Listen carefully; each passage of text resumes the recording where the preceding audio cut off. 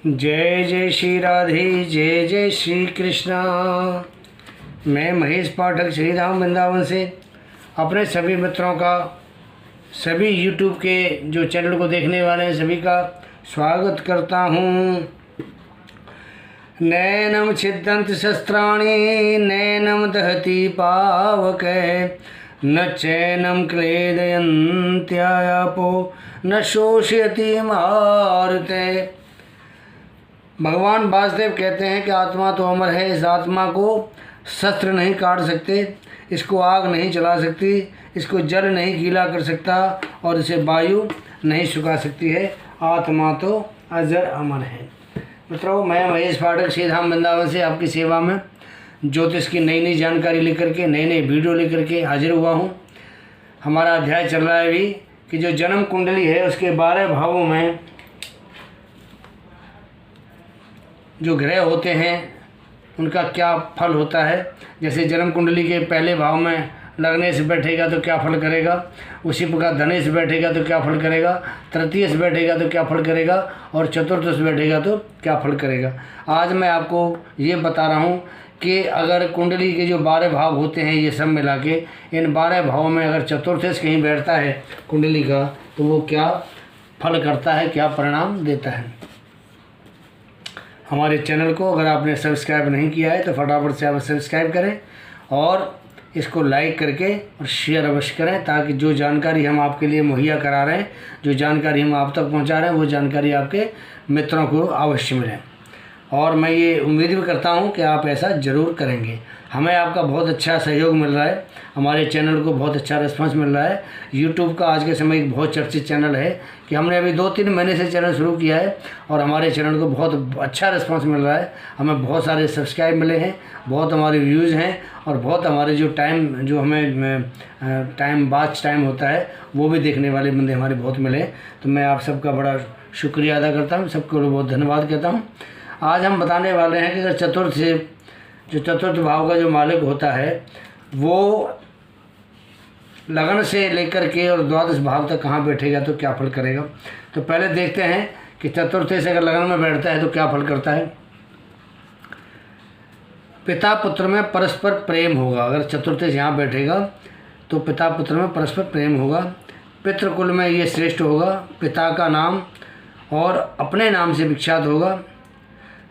विख्यात का मतलब इसको बहुत यश मिलेगा, ज्ञानवान होगा, संपत्ति वाला होगा, मकान वाहन का सुख, माँ से पूर्ण रूप से प्रभावित होगा ये, और माँ का प्यारा होगा, माँ को भी प्यार करने वाला ऐसे जातक होता है। क्योंकि चतुर्थ जो भाव है ये माता का भाव है। अगर चतुर्थ खुद यहाँ लगन में जाके बैठता है, लगने से संबंध बनाता है, तो ऐसा जातक अपनी माता को बहुत प्यार करने वाला होता है और माता भी उस बच्चे को बहुत प्यार करने वाली होती है। और पूर्ण संपत्तिवान, वाहन, मकान, जमीन जायदाद, पूरा ऐश्वर्यशाली जातक यहाँ होता है। बात करते हैं द्वितीय भाव की। अगर चतुर्थेश जो है अगर द्वितीय भाव में, धन भाव में जाके बैठेगा तो क्या होगा। अगर चतुर्थेश शुभ ग्रह है तो जातक भाग्यशाली होगा, साहसी होगा, प्रसन्न होगा, नाना की संपत्ति का वारिस होता है, पिता का भक्त होता है और पिता उसकी संपत्ति का भोग करने वाला होता है। अगर चतुर्थेश यहाँ बैठता है तो पिता उसकी संपत्ति का भोग करने वाला होता है। मेष लगन में जो चतुर्थ से वो चंद्रमा बनता है, आपके सामने है कि मेष लगन की कुंडली है, जो काल पुरुष की कुंडली हमने आपके लिए बनाई है। और काल पुरुष की कुंडली में चतुर्थ चंद्रमा बनता है। तो चंद्रमा अगर द्वितीय भाव में जाके बैठता है, वृषभ राशि बनती है यहाँ, तो वृषभ राशि में बैठेगा तो यहाँ ये उच्च का प्रभाव दिखाता है, क्योंकि इस वृषभ राशि में उच्च का होता है, उच्च का प्रभाव दिखाता है। जब उच्च का प्रभाव दिखाएगा तो धन दान की इस जातक के पास कभी कोई कमी नहीं होगी और ये अपने कर्म से अपने भाग्य को बनाता है। यदि चतुर्देश पाप ग्रह है तो ये पिता का विरोधी होता है। अगर ये चतुर्देश पाप ग्रह, ये तो सोम ग्रह, अगर यहाँ कोई पाप ग्रह होता और द्वितीय भाव में बैठता तो इसको पिता का विरोधी बनता है। बात करते हैं चतुर्देश तृतीय भाव में आगे बैठेगा तो क्या करेगा।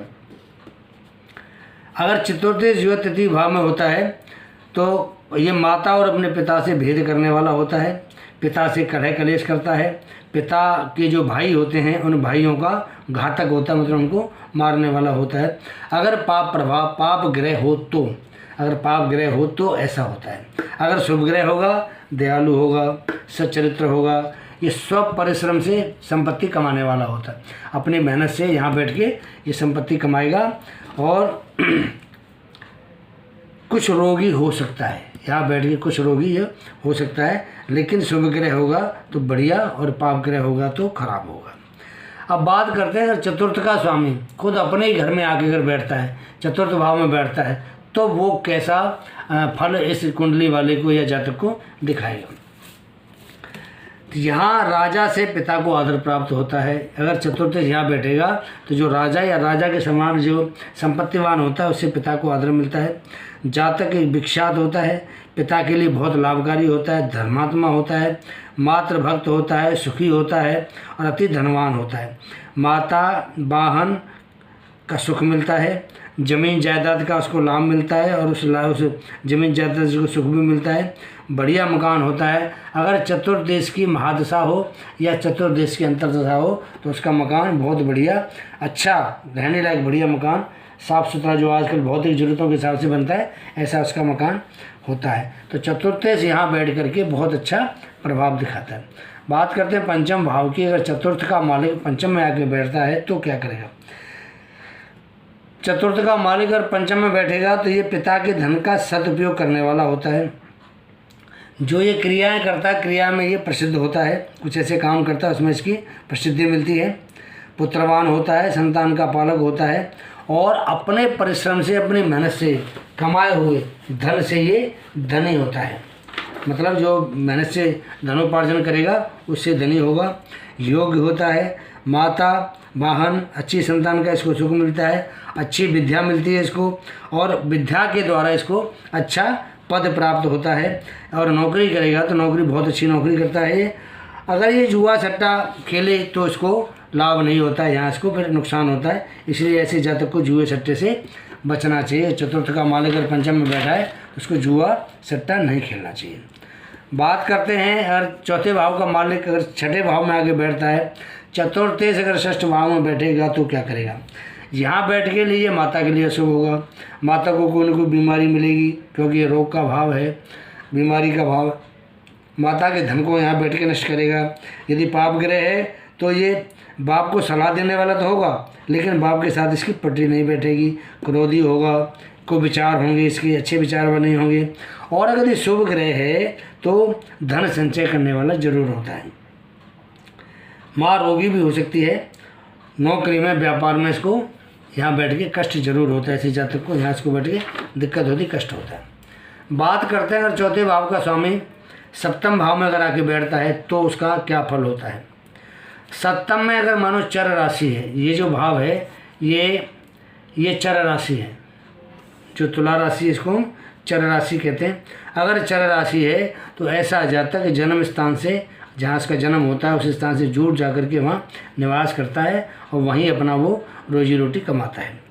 ज्ञानी होता है, प्रसन्न भी रहेगा ज़िंदगी में, उसके पास संपत्ति भी होगी, पत्नी पिता की सेवा करने वाली होगी। अगर मंगल या शुक्र है तो वो कुलीन घर से होगी, अच्छे घर से होगी। यदि पाप ग्रह है, अगर चतुर्थे पाप ग्रह है और यहाँ के बैठता है तो उसकी जो घरवाली है वो अपने ससुर की या इस जातक के पिता की सेवा नहीं करेगी, इसको कष्ट देने वाली होती है। बात करते हैं अष्टम भाव की। और चौथे भाव का मालिक अष्टम भाव में आके बैठता है तो जातक क्या करेगा। जातक यहाँ बैठ के क्रूर बन जाता है, क्रूर, रोगी होता है, दरिद्र होता है, कुकर्म करने वाला होता है तथा हर समय मरने के लिए सोचता रहता है, आत्महत्या करने के लिए आगे सोचता रहता है। ऐसा जातक अपने बाप के लिए भी अशुभ होता है, अपने पिता के लिए भी अशुभ होता है, क्रोधी होता है, उसके विचार अच्छे नहीं होते, कोई विचार वाला होता है। और जो ज़मीन जायदाद वगैरह जो उसको अपने पिता से मिलनी चाहिए या जो ज़मीन जायदाद उसके पास होती है, उस ज़मीन जायदाद के मामले में भी इसको यहाँ अष्टम में अगर आके चतुर्थ से बैठता है तो उसको यहाँ कष्ट होता है, उसको परेशानी उठानी पड़ सकती है। बात करते हैं नवम भाव की, जिसको हम भाग्य भाव कहते हैं। अगर भाग्य भाव में चौथे भाव का मालिक आगे बैठेगा तो वो क्या करता है, तो ये पिता से दूर रहने वाला होगा। यहाँ अगर चौथे भाव का मालिक यहाँ बैठेगा तो ये भाव पिता का भाव है, नौवां दसवां भाव पिता का होता है, नवम में दोनों भाव पिता के होते हैं। अगर चतुर्थे से यहाँ आके बैठेगा तो ये अपने पिता से दूर रहने वाला होगा। जितनी विद्या होती है सभी विद्याओं का ये गाता होता है। पिता के धन को पालने वाला होता है, पिता का जो धर्म होता है, पिता के धर्म को तो पालेगा लेकिन पिता से दूर रहेगा। पिता की जो बताई नीति है या पिता के बताए हुए जो सिद्धांत हैं ये उन पर नहीं चलता है और पिता से कोई ये उम्मीद भी नहीं रखता है। प्रसन्न होगा, धार्मिक होगा, देवी देवताओं को मानने वाला होगा, पूजा पाठ करने वाला होगा और साथ साथ ऐसा जातक जो है भाग्यशाली जरूर होता है। बात करते हैं कि चौथे भाव का मालिक अगर दसम भाव में आके बैठता है तो देखते हैं कि दसम भाव हमें व्यापार, हमारा कर्म क्षेत्र भी है और ये भाव जो है ये राजनीति का भाव भी है। तो राजनीति में जो ऐसा जातक है वो बिल्कुल दक्ष होगा, उसको पूर्ण रूप से सफलता मिलती है और वो नेता तक बन जाता है, क्योंकि चौथा भाव जनता का है। जनता के भाव का मालिक अगर अपने सामने दसम भाव में आके बैठेगा तो जनता इसको पूर्ण समर्थन देगी ऐसे उसको, और यहाँ आके इसको नेता तक बना सकती है। ऐसा जो जातक है वो रसायन शास्त्र का ज्ञाता भी होता है और रसायन शास्त्र का वैज्ञानिक भी होता है। शस्त्रों पर ये भारी होता है, इसको विजय मिलती है और समाज में इसको पूरा मान सम्मान मिलता है। व्यापारी होता है, धनी होता है, कुशल प्रशासक होता है और सरकार से इसको, राज्य से इसको लाभ भी प्राप्त होता है। और केंद्र का स्वामी केंद्र में होगा और ये केंद्र है, ये भी केंद्र है। अगर केंद्र इस केंद्र में बैठेगा तो लाभ ही लाभ देगा, इसको किसी प्रकार की यहाँ बैठ के दिक्कत नहीं आती है। मतलब अगर चौथे भाव का स्वामी दसम भाव में आगे बैठता है तो पूर्ण रूप से जातक के लिए शुभ प्रभाव दिखाने वाला होता है।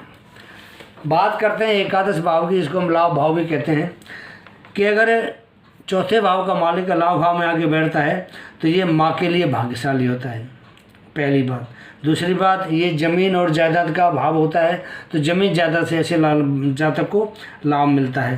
कोई ज़मीन बेचेगा, कोई ज़मीन का खेती करेगा उससे भी लाभ मिलेगा, प्लॉट बेचेगा, मकान बेचेगा उससे भी इसको लाभ मिलेगा।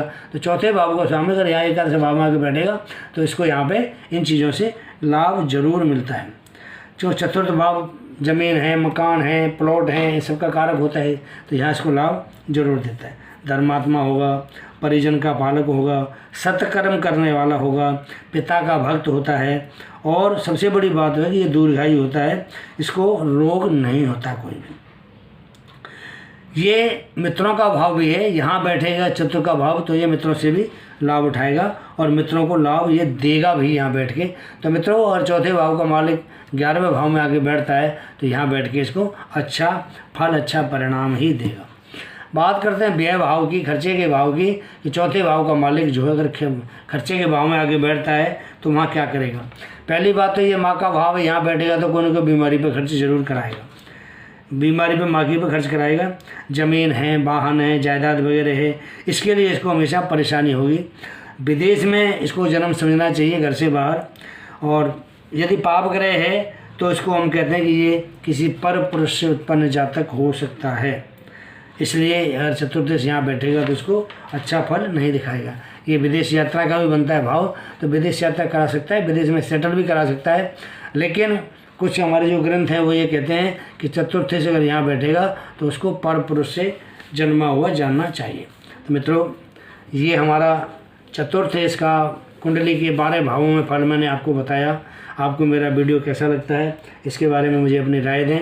मेरे चैनल को आप सब्सक्राइब करके लाइक और शेयर ज़रूर करें। और मैं आपसे विनती और करना चाहता हूँ कि अगर किसी को अपनी जन्म पत्री मुझे दिखानी है, किसी को अगर अपने ज़िंदगी में किसी भी तरह की कोई परेशानी स्वास्थ्य संबंधी आ रही है, धन संबंधी आ रही है, या कोई ज़मीन ज़्यादा संबंधी आ रही है, विद्या में, संतान में कोई दिक्कत आ रही है, भाग्य में अड़चन है, शादी नहीं होती है, होके टूट जाती है, बात नहीं बनती है, या कोई और शादी होने के बाद जो परेशानी आ रही है, आप मुझे अपनी डेट ऑफ बर्थ भेजें। डेट ऑफ बर्थ का विश्लेषण करने के बाद में मैं आपको सटीक जो उपाय आपके लिए होगा आपको बताऊँगा, ताकि आपको जो आपको दिक्कत आ रही है उससे आपको परेशानी से निजात मिले। इसके साथ ही मैं आपसे आज्ञा चाहता हूँ। जय जय श्री राधे, जय जय श्री कृष्णा।